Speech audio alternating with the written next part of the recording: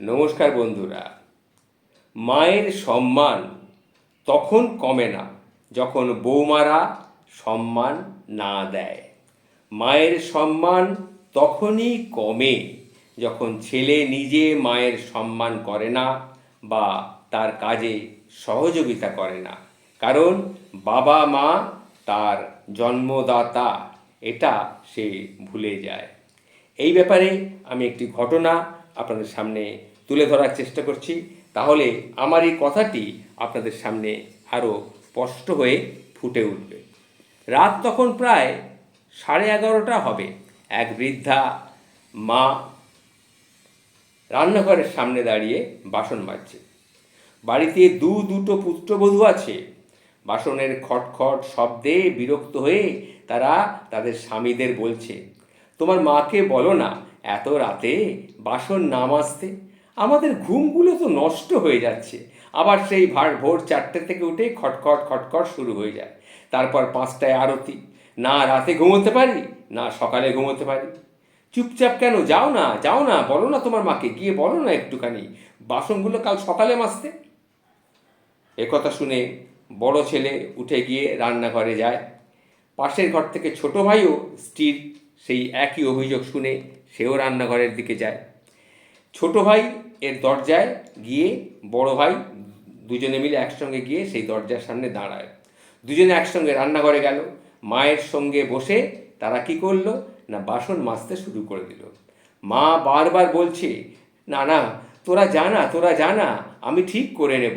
কিন্তু দুই ভাইয়ের মায়ের কথা না শুনে মায়ের কাজে সহযোগিতা করতে থাকে। সব বাসন মেজে নেওয়ার পর তারা মায়ের হাত ধরে তার ঘরের দিকে নিয়ে যায়। ঘরে গিয়ে দেখে বাবা তখনও জেগে বসে আছে।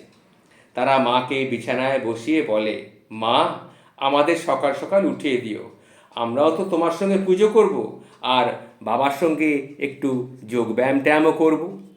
তখন মা হেসে বলেন, ঠিক আছে বাবা, ঠিক আছে।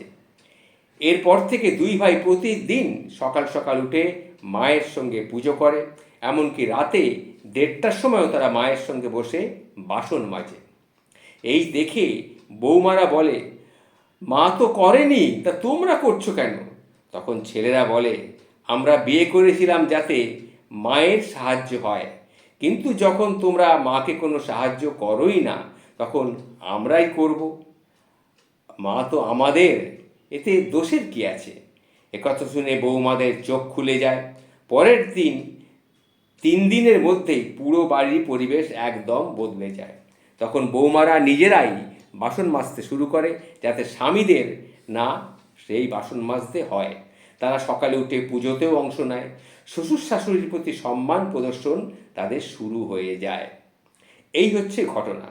তা এই ঘটনাটি আমি আগেই বলেছিলাম যে মায়ের সম্মান তখন কমে না যখন বৌমারা সম্মান না দেয়, কিন্তু মায়ের সম্মান তখনই কমে যখন নিজের ছেলে তার মাকে সম্মান না করে, তার কাজে সহযোগিতা না করে। এটাই হচ্ছে আমার এই কথা বলার পেছনে এই ঘটনাটি আপনাদের সামনে তুলে ধরলাম। এটি একটি শিক্ষামূলক ঘটনা। এটাতে সম্মান, সহযোগিতা এবং ভালোবাসার একটা বাস্তব উদাহরণ। ভালো থাকবেন।